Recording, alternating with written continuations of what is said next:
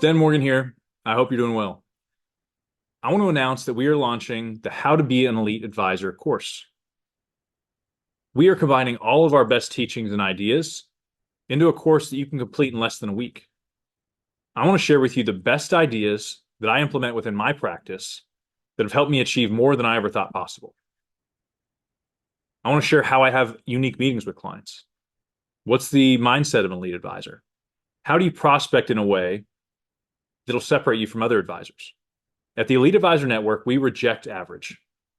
I want to help you see what your full potential is and reach it faster. Set time aside this week to take the course. Click on the link or go visit gobeelite.com. We'll talk to you soon.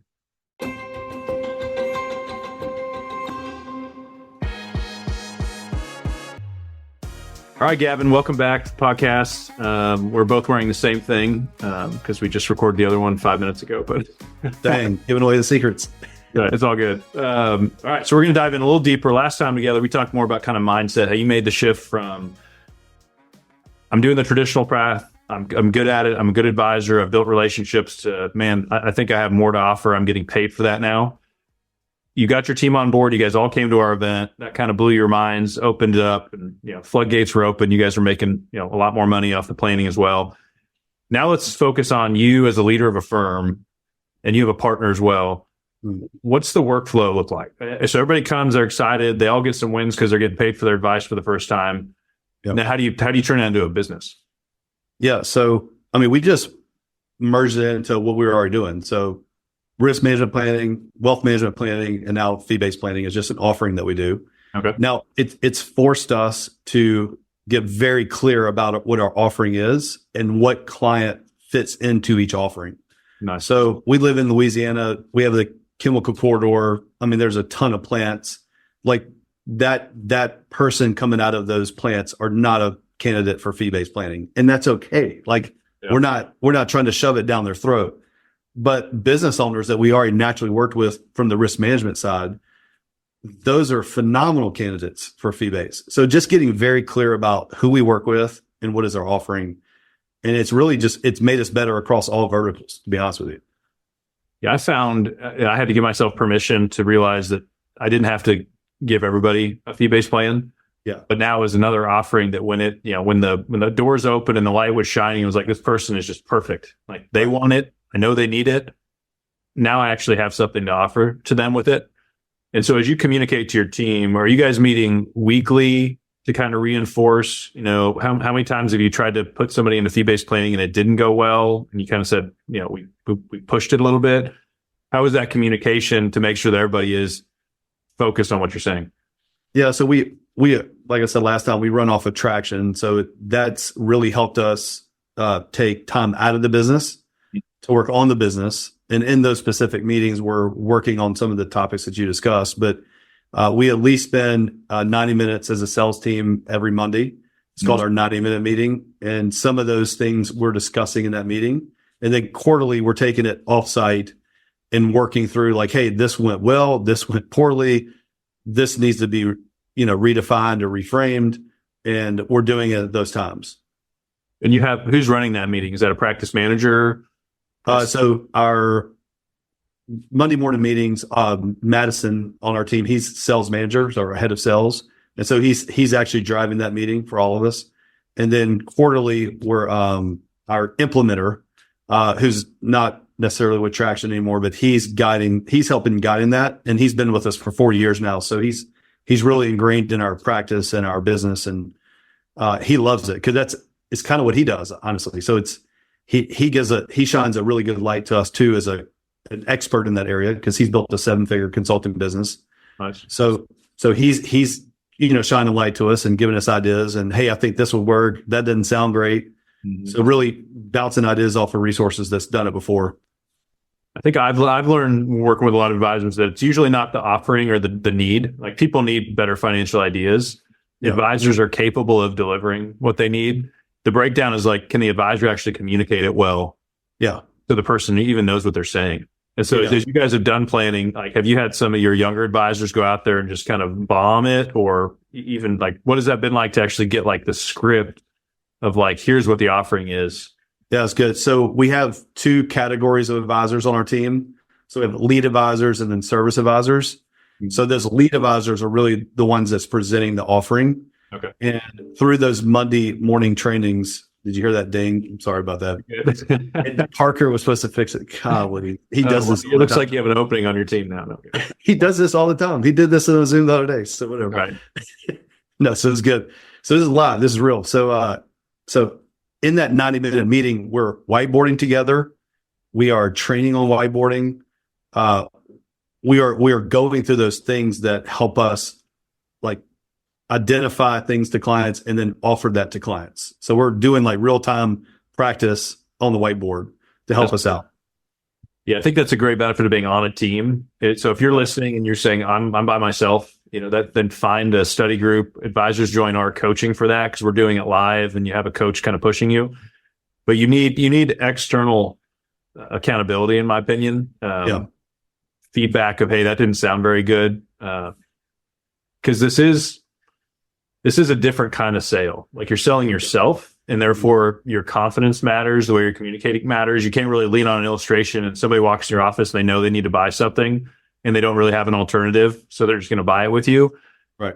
I don't think that's a great representation of how good are you at communication. When you get into fee-based planning, we spend a lot of time on communicating, because that's really what the person's buying is your confidence and your ideas. Mm-hmm. And so you guys, where would you say you are now from where you were? Obviously, your results say it's working. Do you guys feel like, hey, we still have a long ways to go, or it's like, hey, we figured it out? Getting dramatically better all the time. And our younger advisors are getting better. Like we just had this week, we were working on like a simple concept of savings rates, like trying to save first versus last, right? And I had my service advisor with me. Like, we worked on it on a Monday morning. Nice. And it wasn't very good. And then we gave him some feedback, like, hey, try this, try that, try this. Came back the next Monday morning, hey, try it again. It got remarkably better. And then just yesterday, we're sitting in a meeting. I'm like, hey, this is a great opportunity for you to show you clients about savings. How do we save? And so he gets on the whiteboard and he does it for the first time. And it's a win, because it just, he's so excited to get to express that to the client. And he gets to practice real world at that point now, because he's done it, behind the scenes. Yep. And so he's going to be a fantastic advisor moving forward as he keeps on working on that. Yeah, and you're right. It's always going to be bad. Yeah. You have to clearly communicate. Like it is, you can't just jump on the whiteboard and just wing it. That's right. Yeah. Prep is key when it comes to that. I know on the most recent event we had, you sent two of your guys, and one of them, I could tell he's been around it already, because he jumped up and he did some whiteboarding and quantifying. And for the room, I just had to tell him, like, all right, guys, that's how you're supposed to do it. Like that first time in an event, usually I'm like, hey, tweak this, tweak that, because there's such a learning curve in that 2-day thing. That one of your young guys kind of dropped a mic on us, which was good. Well, man, so he just joined us a few months ago, and he was actually an advisor with the broker dealer insurance company. Okay. And I'm like, hey, dude, you need to like join us, because he loves real estate. He loves like he is a perfect fee-based advisor.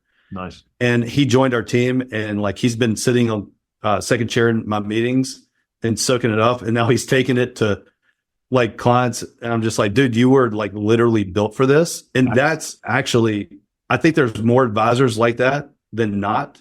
Yeah.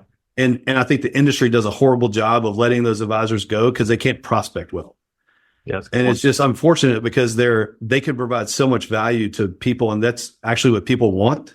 Yeah. And so those are the advisors we're looking for today to join our team. So yeah, I think that if this business said you need to take yourself seriously, you need to technically know what you're doing, it's important. But you don't have to be great at sales on day one.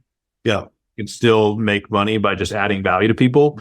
I believe there's a lot of advisors that would have been great that are no longer in this business because the path just didn't allow it. Yeah, it's impossible. Like, there's a 9% success rate in our business. It's like, yeah, we got to do better. Which for me, yeah, I think I might listen to too much Joe Rogan when it comes to like the layers behind the screen and like what's really going on. But I'm like, there's somebody somewhere that's okay with that 9% because they're making money. But for me and you, like front lines on the advisor level, like it's a massacre. and we're like, can we change this? Like, is there a way, or like, is this just how it's going to be? It's a hard business, but like, can it be 25%? Like, or like 60 or 70? Yeah, it's like, can we move the needle on that a little bit? Because if it wasn't profitable at some tier, like the industry would be forced to change because it just would work, but it's working. It's just, if you are interested in getting this business, or you were somehow stuck as an advisor in that average path, I feel for you, because it is brutal. But it is fun when we do our live events or our coaching and you see like something awaken in an advisor. Yeah. It sounds like that guy you just hired is like a whole new ballgame. It's like he thought it was this, but now it's this. And it's just, you just turn loose. He's literally that guy. Now it's awesome to watch. And he's going to thrive. Like, he's going to be a great advisor for a ton of clients who need him.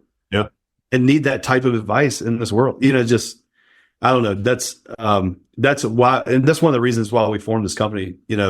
We want great advisors to work with clients and give great ideas, strategies, concepts. Yeah. And you can't do that if you got to sell something to pay the mortgage. Yeah. Yeah. That's that pressure, which I remember feeling. It's always with you. It's following you into every meeting. It's hanging over you every night, that you're just like, what's the next sale? What's the next prospect? Activity is great. We just say, is it great activity? Like I still work most days. I get to pick my kids up and drop them off and do it, but I'm not just chilling. I work hard. I just want to make sure the things I'm doing are great things, not average or less than average things. And the good news is the results are dramatically different if you do that. But you have to have a filter first of like, why am I doing what everybody else is doing and expecting it to work out? I want to do something different. Yeah, agreed. Your team, what's been your leadership progression? Like, when you got into the business, you're like, man, someday I'm going to lead a company with 12 people. Or was that like, no way, man, I don't have that in me? I definitely didn't think that. I thought I was going to be just an advisor working with clients forever. And then this happened. And I mean, that honestly, when we merged our practice, not a lot changed. Me and Jeff had to, get the job done make the payroll and earn the amount of money that we wanted to earn. And then somewhere, like, definitely implementing EOS, dramatic change in our business. And then actually learning. And then actually one thing that we talked about before this, like just working with business owners and charging them fees and having to learn more about business has made us so much better at business. And like, it elevates everything that you do. I found. And so that has elevated me as a leader on the team with Jeff. It was like, okay, well, we're not only responsible for our clients, but we're responsible for our team, right? And to make sure that they have a successful go, and then our clients working with them have a successful go. And so it's just happened naturally, and it's definitely shifted like where I want to go. Yeah. But it's been fun too, like this a dual role, I'd say, working with clients and then working with the team. What's your split in time from you are active with clients versus kind of running a company?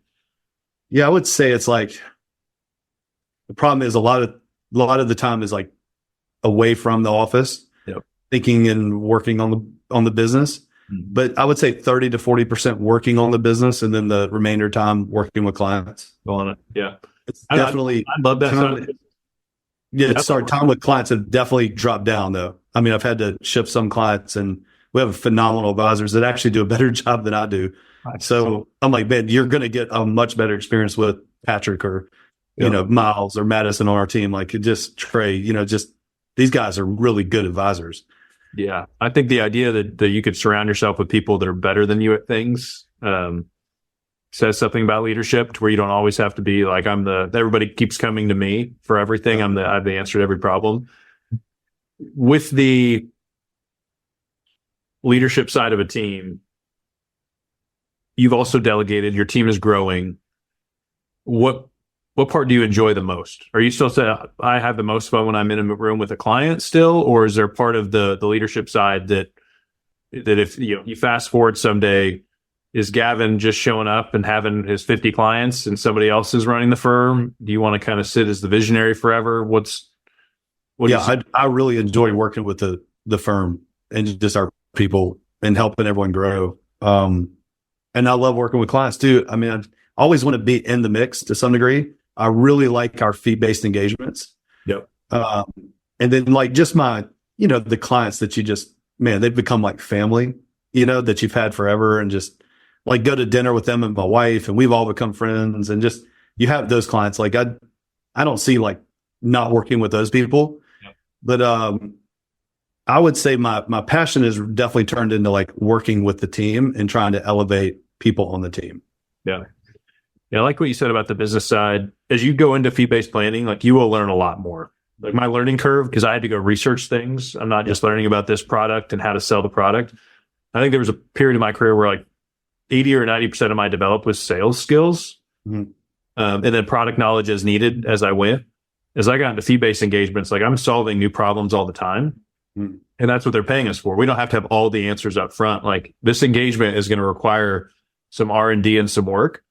But now I could sit in a room with somebody that owns a business worth $500 million, and I would have a different confidence about me because of all I am a business owner sitting with a business owner, and you running a team of 12, like, you know what it is to struggle with team issues and culture stuff, and you're not making it up. And so every advisor is a business owner, whether they like it or not. But if you get into fee-based planning, a business owner client, at least in my experience, was a very natural bent because it's really peer-to-peer conversation.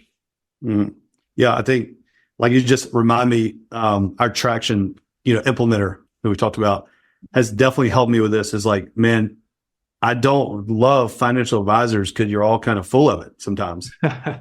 And because you always say you're a business owner, but are you really, And like when you say like, I can sit down with another business owner and speak intelligently or confidently, like that has definitely shifted and created a whole other like client that we can work with successfully now.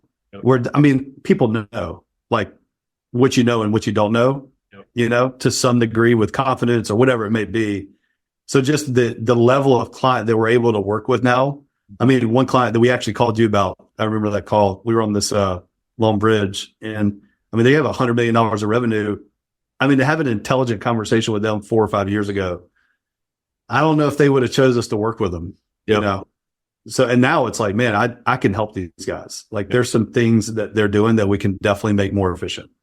Yeah, and you just have to start at some point. And I think it's if you're listening to this, and I think all of us, pause for a second and just reflect. Are you operating as a business owner or are you a salesperson? And I think there's a lot of advisors that if they're being honest, they would still say most of my time is spent selling products. Yeah.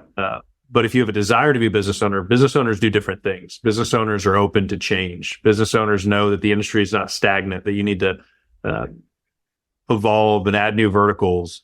Business owners hire people even when it's scary. And so I think that the way we're talking is business owner talk. And so for any advisors listening, if you're like, hey, this isn't landing, it kind of freaks me out, it feels really different. Well, there's something in you holding tight to the old way, the sales product way. And there's always going to be advisors in that lane. That's fine. You'll make a decent income. I'm sure you're helping people to some extent.